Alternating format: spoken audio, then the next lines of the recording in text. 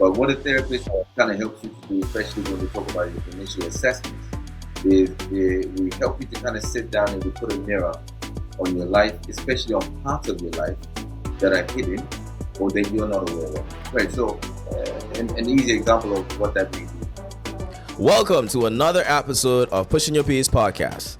I'm your host, LT Bourne, and today we have an incredible show featuring two outstanding mental health practitioners from the Elephant Rooms at the Grace Bay Wellbeing Centre, now located at Salt Mills Plaza, Unit 45. Our guests, Tinashe, Masango, and Shigihara, shared profound insights on the impact of parenting on our mental well-being and happiness. Tinashe, with his extensive background in psychiatric nursing and 17 years of experience in various mental health fields, and Aki, with her transformative approach to talk therapy and somatic healing, provided invaluable perspectives on how prioritizing mental health and maintaining supportive peer relationships can lead to a happier life. Stay tuned for more enriching conversations that aim to enhance your mental well-being and overall happiness. Now let's get ready to push some peace.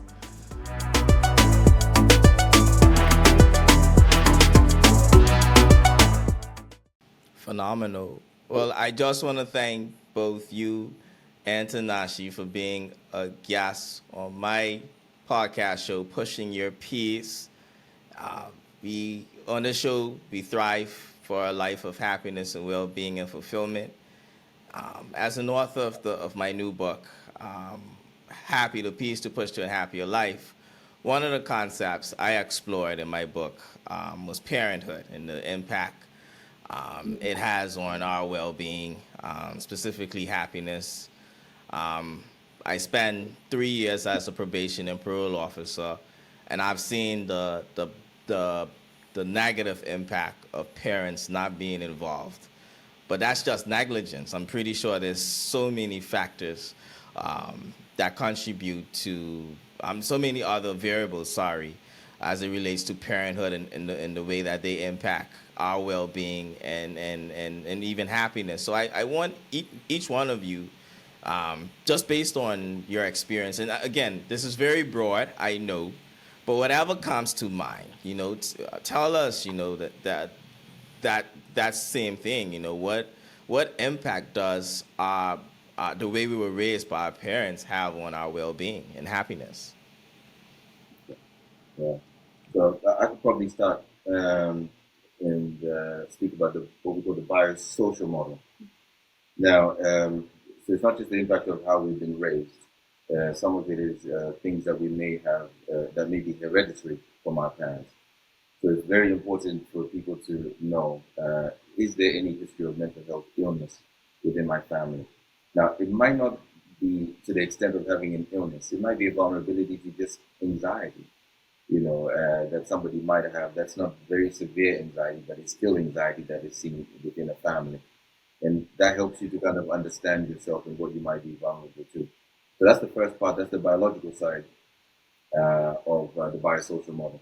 Then, of course, there's the social side, like you're talking about. How was my upbringing? What things did I kind of face? Was there any traumatic events that happened to me when I was young? We speak a lot about validation in Dialectical Behavioral Therapy, which is a therapy that we're doing here at the center. And if you grow up in what we call an invalidating environment, where your emotions are not something that was paid attention to as a child, then you'll find that you're going to grow up with what we call emotional dysregulation. You won't know how to control your own emotions. So if you're somebody who gets angry, you get overly angry. Or if you get sad, you get very, very sad, that it's very difficult for you to kind of control and manage that.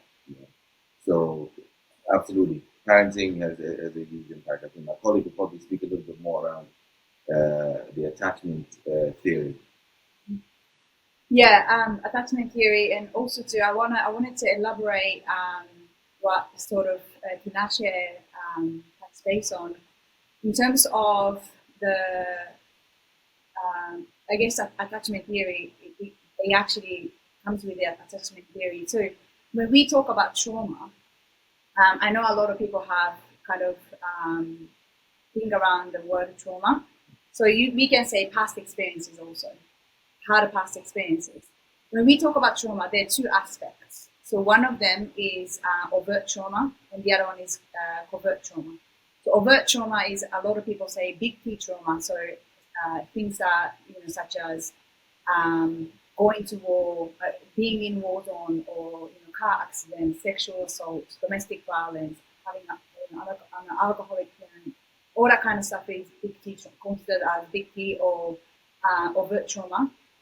But the other side of it is covert trauma, which is what other people call small T trauma. But I don't really like the comparison, sort of big and small. So I tend to use overt and then covert.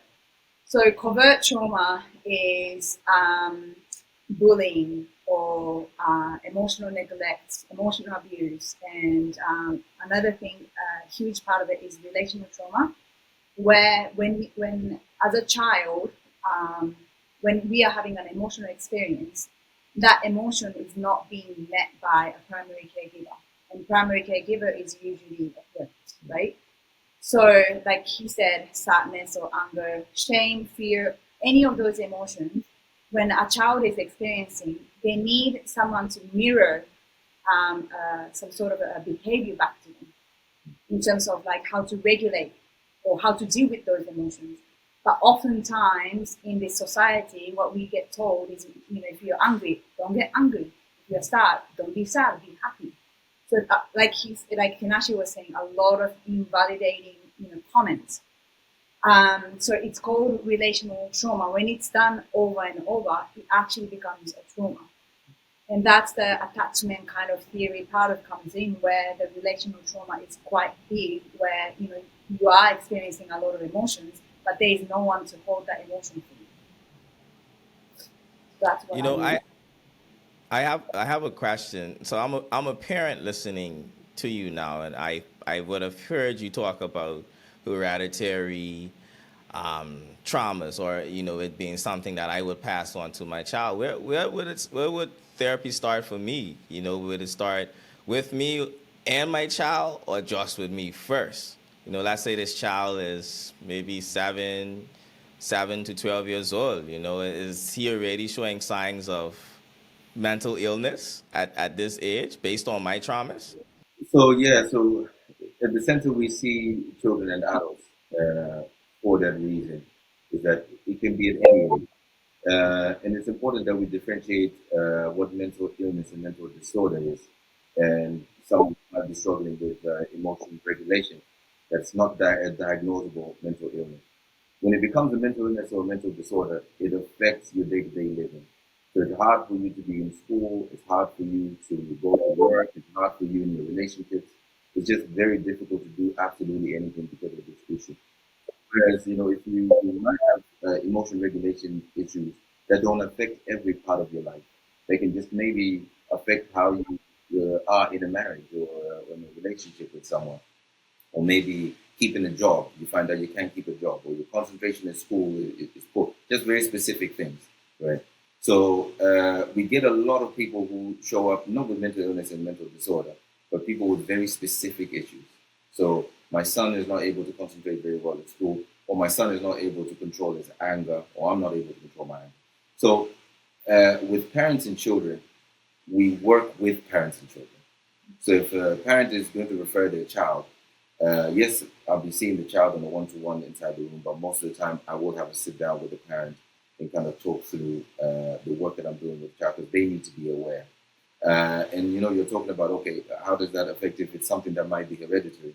And I mentioned to you that we do assessments for things such as ADHD and autism. And a lot of the times when parents bring their son or their daughter for an assessment for autism and ADHD, when we start to do the assessment, it becomes apparent to the parents that probably one of them shows a lot of traits and symptoms of ADHD or autism. Right? So in that case, some of them may ask for an assessment themselves, where they're recognizing some of the difficulties that the son is having are similar to the difficulties they have, so they want to have some kind of support as well. Yeah, but certainly we never just really say we're working with a child. We work with families in an instance like that. Now, according to the law here in the Texas Papers, if the child is 16 and above, then things kind of change. At that point, then they don't actually have to tell their parents to say that I'm going to go see a therapist, I'm going to seek support. They can actually come and see us, and we'll be able to see them. Ideally, what we do encourage the children at that age is to say, listen, it would be in your best interest if your family is involved, because the second part of this is recovery. Recovery is best done in a place where somebody is receiving good support. They have a good network in the community, and that network is always going to start with family. Yeah, I what I wanted to add was in terms of what I'm gonna just piggyback on what Tinashe said in terms of emotional regulation. Like I was saying when I was explaining about relational trauma, children in terms of emotional regulation, children need to be mirrored what they need to do. So if you were to do that with a child, then you need to be able to regulate your nervous system. You need to be able to regulate your emotions. So I guess in that sense, it'd be helpful for you to come to have a session with us and understand how your nervous system works, how your emotion works, and understand where those emotions come from, so that you can practice regulating, or you don't have to get triggered, or you don't have to because a lot of I know when I see a lot of parents, I know that they struggle with children being really angry or having tantrum, and then they get angry and all of that. So in that sense, what I would say is that a parent is triggered, parent is in that fight and flight state. So how can they regulate their nervous system so that they can meet child's needs, child's emotional needs? So that's when the therapy comes, handy, so that you learn, why is it triggering me when my child is having a tantrum? How can I regulate my nervous system? How can I regulate my emotions so that I can be there for my child? So that's what I would want it to basically. But, I saw an interesting video probably today or yesterday, and the video was of babies, and they looked probably about maybe 6 months, I should think. And they took these children away, or these babies away from their parents, maybe about 3 or 4 of these babies. They put them in a room with snakes, like really big snakes. So I think they were like pythons, right? But these were harmless pythons, so they can't bite. They've been around humans, but they don't do anything. So the babies they weren't scared or anything. They were holding the pythons. Some were even trying to bite the pythons. Grabbing the head of the python. There was just no fear at all. So the experiment was basically trying to show the parents, because the parents were behind the screen watching all of this, scared to death. What is going on? My child, and the child has no fear. It was trying to show the parents and say that your feelings and how you, kind of express your emotions actually affects how your child responds and how they then show their emotions as well. So the moment a parent reacts in a certain way to something, the child is actually watching. How is she or how is he reacting to that? And then they behave the same. So a lot of phobias that we have, especially when we are children, the things that we've seen our parents fear or go through, and then we then take that on as our own fear. Yeah. So that's just a basic example of how it can look like. But of course, there's a lot of other things that can happen. So even in relationships.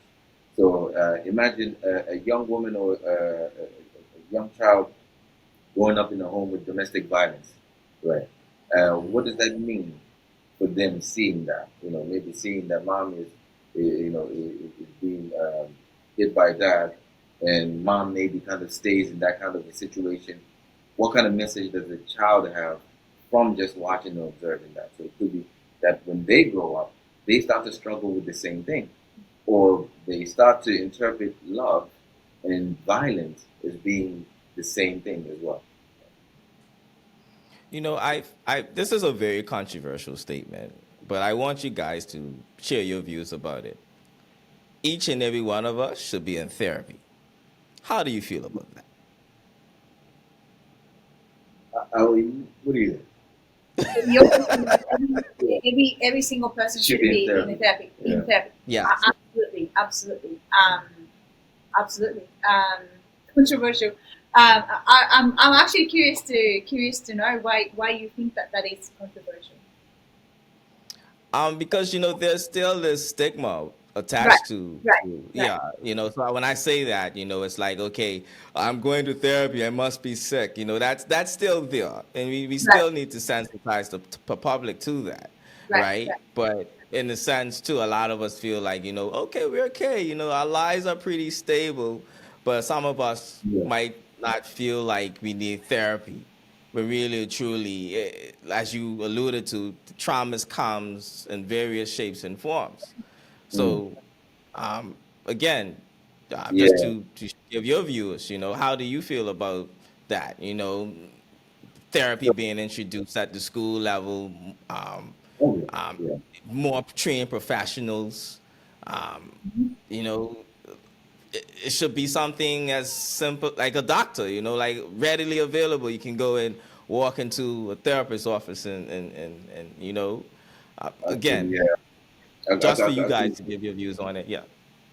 I would say definitely it's beneficial for everybody to see a therapist. Yeah. And why? I suppose people ask, what does that mean? Because that's why I had to differentiate between mental illness and kind of struggling with day-to-day things. Sometimes you might not even be struggling, by the way, or you might not be aware Mhm. that rather you're struggling Yeah. with certain things. But what a therapist kind of helps you to do, especially when we talk about initial assessments, is we help you to kind of sit down and we put a mirror on your life, especially on parts of your life that are hidden or that you're not aware of. Right. So, an easy example of what that may be is when someone has bad breath, they're not aware that they have bad breath. Right. So it takes the other person sitting on the other side to say, "I think you might need to get a tic tac." And then we're like, oh, okay, I didn't, and we take that, right? So even if we try and smell it, usually we don't know what's going on, but we accept what someone is saying to us, and we then deal with it. Sometimes in therapy, that's exactly what it is. People will show up, and they're not too sure what's going on, but they want to kind of figure out if there's anything that might be going on. We sit down, we do assessment, and if there is something that we pick up on, we're able to then kind of say to them, listen, this is something you might be able to work on. If there's nothing for us to work on. Some of the people will come to therapy, especially, kind of here in church, because they just want to run an idea, on someone who's independent or who's outside of their circle. This is kind of what's going on in my relationship, or this is what's going on in my life. What are your thoughts about that? Am I dealing with this the right way, or am I not dealing with this the right way? So, yeah, I think therapy should be open for everybody. In the ideal world, it should be free. I'm gonna sort of piggyback on, not piggyback, but add a little bit to what Tinashe said. I think I mentioned a little bit of, maybe not, but I do a lot of nervous system work in my therapy, somatic therapy. And I don't want to take away the importance of medical sort of help and medical assistance that we get. But a lot of people come to me with stress. A lot of people come to me with um, injuries, pain, all of that. And then sometimes the conditions that they get, especially like to do with hypertension, with stress, and all of that, is dysregulated. Is coming from dysregulated nervous system. So they might not be aware of what's going on in the psyche, but then a psyche and a nervous system are very intertwined. So it doesn't necessarily mean that you're struggling with something with your thoughts or thinking patterns or anything like that. But on a bodily base, you might be struggling in terms of stress, and you might not be actually feeling stress because you're so used to the stress. But then you're getting all these medical conditions. Then you gotta think about, why am I at this stage in my life? What's causing me? Why is my blood pressure so high always? And then in terms of somatic therapy, we start to look at where in the nervous system state you are in that's causing your heart rate to be high constantly, your blood pressure to be high constantly. So again, it doesn't necessarily mean that therapy doesn't necessarily mean that you're struggling with your thoughts. It can be actually your bodily experience that you're struggling with. And then again, you might not be aware of it. So by coming to the therapy and understanding how you react to situation or person, then you might actually be able to find out, oh yeah, okay, that's why I feel this way. That's why I've got this kind of condition. And that's why a lot of my clients find out, oh, okay, actually it makes sense that I have this. Does that make sense? So therapy doesn't necessarily mean only for our psyche, it's actually for our body too. And that's why, To, sorry, that's why I think it's really beneficial for everyone to come to therapy and then talk about anything, literally anything. Thank you for sharing that. I have a question now as it relates to your practice. Are you seeing increase in numbers? How has it been? I know you guys have a mental health facility now or an office. Tell us about that and tell us about the different services that's available there. Yeah, so it's been 3 years now, this month, since I came to Turks and Caicos. And I started off in a little cupboard in Grace Bay Medical with probably two clients showing up every 2 weeks or something like that. And I remember a lot of people were saying to me, listen, I don't think, a lot of people will show up for things like therapy, not many people. And the complete opposite happened. After 3 months, things just kind of really took off to the point that at some point I was coming to work at 8 o'clock in the morning and not leaving until 7 p.m. with an hour lunch. But these are like hour sessions of me seeing people. So the goal was always to say that, I would like to kind of have a center over here in Turks. Uh, so that's when I partnered at that time with Grace Bay Medical. And last year in June, we opened Grace Bay Wellbeing Centre, within Grace Bay Medical Center, or within their premises over there. But our values, unfortunately, weren't kind of really aligning. There were a few things that were kind of going on in terms of how therapy is supposed to be carried out, and things around patient safety. So we have to stand on, as clinicians, we have to stand on our values and our beliefs, especially since we're dealing with people who are vulnerable. And so at that point, we decided that, okay, we're going to have to pick up and find new premises, carry on doing the work that we're doing. And that's how we've kind of ended up here in Salt Mills. How we've ended up with 7 practicing therapists is the demand. Yeah, is that we've had a lot of people. So Aki has been on island, well, then since January. Yeah, and since January, she's just been working back to back. Yeah. So the demand is there. And I know you said that, there's quite a lot of stigma. I know that you kind of mentioned. And when you and I first met 3 years ago and we spoke about this, it's true, there was stigma. A few people would, when they would come to see me, they would hide or they didn't want to be known that they're coming to see me. But boy, things have changed in Turks and Caicos. So people really understand exactly what work we do. Right? So people openly talk about therapy. They talk about the benefits of going to therapy and coming to see us. They share ideas with each other. They're recommending people. Uh, it's not through social media or marketing that we have so many people coming to see us. It's actually through the people that we see. So when we do the work, it's through word of mouth. That's exactly how things have happened. So everybody says, "I've been referred to you by so and so. I've been referred to you." So in reality, the people who Turks and Caicos have really kind of looked after us and in terms of, and accepted the work. As much as we thought that it would be a challenge, it's actually been a lot easier than we thought it would be. So we also, I know you asked, what else are we currently doing? The initial goal was to do 2 things. It was just to open therapy rooms for anybody and maybe probably get a couple of therapists to work with me. And also because, we do have a lot of difficulties here with autism in particular, but also undiagnosed ADHD. So what a lot of parents were doing is when they notice that maybe the child has delayed speech or the child is not socializing, okay, they would have to fly out to places like the States or the UK or wherever they've kind of come from to have the children assessed. So because the need was there, we then said, listen, this is what that we do, so we'll be able to do that. So we've also been doing that as well. So we've been assessing children, but not only have we been assessing children, so we've got ABA therapists. We joined forces with Maxia Williams Rigby. You might be aware of her. She's like an advocate for autism awareness. She runs the whole foundation.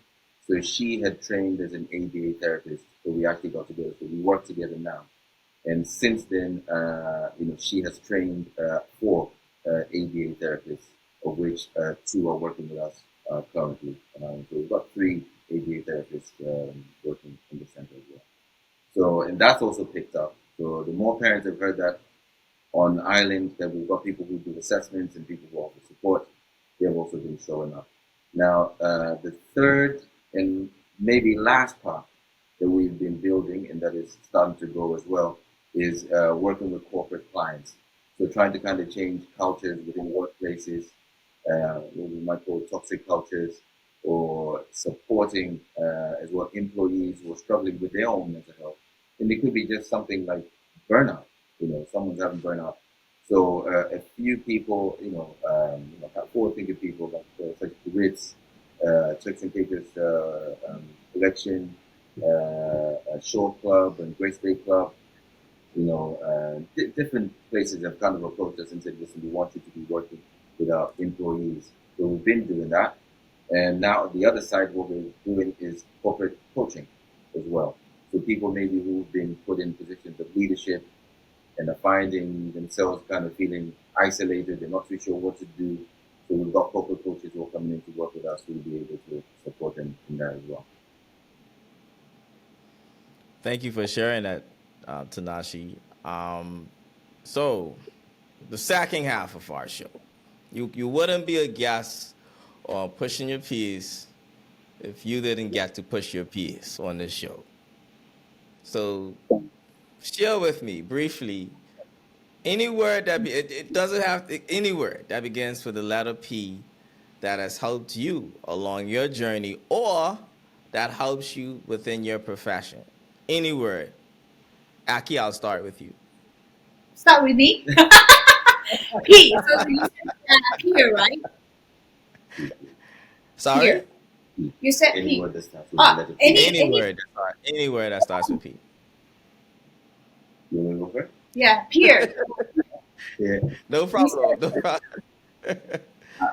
So I'd probably say prioritizing, right? And in particular, prioritizing ourselves, our mental health, and making sure that we're looking after ourselves before we look after everybody else. It's funny that a lot of the people that tend to kind of come and see us over here are people who are very giving of their time and their support to everybody else, except except themselves. So that's usually the first part of the work that we do with people, is showing them how they can actually prioritize themselves. In fact, it's showing them why it's wrong for them to be too selfless, and why they need to be kind of looking after themselves, and then ultimately how that affects how they look after other people. It's no different with us. And this is why it's important for us as therapists to work as part of teams. So one of the last people to come and join us was someone who was doing therapies and coaching here on island for quite a while. Her name is Lizzie. And when I met Lizzie, she was like, listen, I just need to be a part of something like this, because doing this by myself, it's not easy. And for sure, I understand, because I think for almost a period of a year and a half here in church, it was just me. And I'm somebody who's always been about teams and really kind of working with other teams. But certainly, we prioritize ourselves as well. Our mental health is quite important. So we don't want to, today I was just speaking to Aki and saying to Aki, all right, Aki, I need to kind of get into doing this. And the first thing she said to me is like, dude, you're too busy, right? You're too busy right now, so you need to really kind of focus and make sure that you're not losing your work-life balance. I'm like, yeah, you know what, that's right. So certainly prioritizing yourself, that would be my key. That's the key I would put. Thank you, Tinashe. I'm gonna stick with therapy still. Um, in terms of who you surround with, within Right. your work environment and then outside as well is really, really important. I have to say, I've never had a team like this that we have here. And we've gone through the hardest to my like my entire life for in my 35 of my life entire life. I haven't had anything like this. Like I haven't had a team like this, and it doesn't matter how hard it was the last 2 months. We are still standing strong. We are so resilient, and we are still smiling, laughing, and we just keep going. And it just goes to show how important it is the work environment, and it comes with peer, right? And I know that there was a 25 or 30-year study done. I'm pretty sure it was Harvard, and that was established. It was concluded and established in May last year about happiness, and that study showed, yeah, the longevity was actually the top number one contribution to longevity, like happy life, was a sense of community, a place to thrive. So the people around you, it doesn't matter what kind of conditions you had or what kind of, if you smoke, if you drink, whatever. As long as you have that sense of community, as long as you belong to a community where you felt happy and then thriving, your longevity was guaranteed. So that goes to show your workplace needs to be, balanced, and outside of your work also, you gotta belong to a community where you can truly and genuinely thrive and be happy. And that's why I'm gonna stick with my peer. Yeah. Peer. I love that. I love that. Community, peers, prioritization. So many gems shared between both of those things. Now we are coming down to the end of the show. And so I'm going to give you guys an opportunity to wrap up, just based on the conversation that we've had. I'm someone now who's listened to the show, and maybe I'm kind of scared to come in. That I'm still kind of timid. Sitting in my house right now, what are some things I can start doing now to start my healing process that will eventually lead to me seeking a therapist? Good question. So things that would lead to someone coming to see us, right? Yeah, what work can I start doing right now? Okay, so before you come and see us, so here's my go-to thing. One of the biggest reasons I really look forward to moving to Turks and Caicos is because of our coast and the ocean, right? And I know for a fact that I've spoken to all the Turks Islanders, and they speak of it as a magical place because it is true. Yeah, we have to take advantage of that. Right? We have a lot of superstition sometimes that's been thrown in there along the years. Or don't go there now. Swimming, especially swimming in the ocean, especially swimming in the cold parts of the ocean, we know for a fact scientifically is something that helps us to regulate our nervous system. So I like that you said, listen, that may help you make a decision about whether you need to kind of go see someone. And why are we talking about regulating your nervous system? Is because when your nervous system is dysregulated, the part of your brain that actually helps you to make decisions doesn't work. So that's why you find when you're extremely angry, you do things that you later on regret. And because at that point in time, you calm down, one part of your brain starts to work, and then you start to realize, what was I doing? If I could go back, I would have done things this way. Yeah. So one easy way for us here in the Turks and Caicos that we can do to help us regulate our nervous system when it looks like there's no way out, because that doesn't exist, by the way. There's always a way out. There's always going to be answers. It's just that at that point in time, the part of your brain that's helping you to get answers is not working. So my advice to someone sitting out there is to say, listen, go out there. If you can't swim, don't go somewhere deep, okay? Just go somewhere where you can get into the ocean, get your body in there, especially if the water is cold. You can do that. if you don't want to go to the ocean, then start taking cold showers. It's not comfortable, but trust me, notice how you feel, or notice how you start to think, or your thought patterns after you've had a cold shower. You start to notice that things start to seem a little bit more doable. Right? So that would be my advice. I'm gonna add a bit of factor to that cold shower. I love doing cold shower. So cold shower cold shower helps us release dopamine. And then so when we talk about addiction and all of that, what happens is you take something, you have like a short spike of dopamine, and it crashes really quickly. Whereas with cold shower, you have up to 200 increase of dopamine, and it stabilizes. And that's why cold shower is a very beneficial and then not efficient, but efficient, absolutely. I guess, yeah. Much more efficient than smoking weed. Yeah, weed. A lot of people will say that or this drugs is what helps, but that drop that you're saying, after you've taken something, yes, you may feel okay for a little bit, but you find that it drops. And then so it drops, and that's why you want to take it again to get that spike. Whereas when you do cold shower, the spike is 200 up to 200%, and it stabilizes. So, it's definitely I like that. I like that the suggestion. For me, what I would say is learn to be with your emotions, and especially the negative emotions that we label. The only negative emotions or bad emotions that we experience is the ones that are not expressed.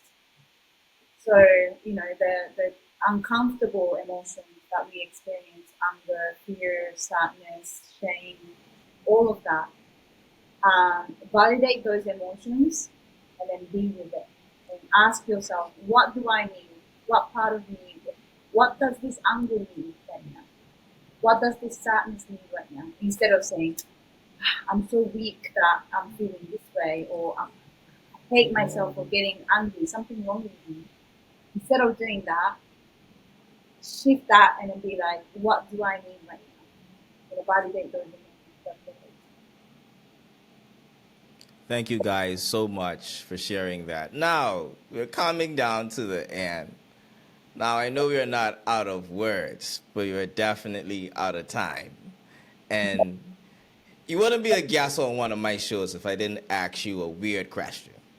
So I have to throw that in. Yeah, it's coming. Tinashe knows the drill by now. Okay. So if you could be a character from any book, movie, fiction character, uh, who would you want to be? So I'm gonna. Oh, is that okay? go on. It's not a character per se, but I know that I'm a rainbow. If that makes sense. My name in Japanese, I'm from Japan. My name in one of the Japanese writings, we have three of them. One of them, my name is colorful hope, so hence rainbow. So I strive to bring colorful hope or rainbow to my life and to other people's lives. And so it's not a character, or maybe it could be a character from, I don't know, a cartoon or something. But yeah, that's me. Yeah. I love it. Thank you. I like the unity component of rainbows as well. I love that. Exactly. Yeah. Yeah. All right. So that's a tricky question there. Any character, yeah. Any character. So okay. So I do like comics. And it'll probably have to be Batman. And I'll say why Batman, right? Because Batman doesn't really have any superpowers or anything like that. He does have superpowers, but not superpowers like what Superman would have or anything like that. He has skills. He has things that he's taught himself or learned to kind of use in his utility belt in order to kind of do good. So so I think that would be somebody I look at. That's us in real life. Is that there's always something we can add to ourselves that can help to improve our lives or improve the lives of people around us. Yeah. And we don't have to change ourselves. It doesn't have to be magnetic something that kind of hits me and then I change into Magneto. No, just me being who I am, and then adding on some skills, and then I improve my own life and then I improve other people's life. Love it. Love it. Thank you guys so much for being a guest on Pushing Your Peers. Ladies and gentlemen, my goal is to have Tinashe and his team on the show every month.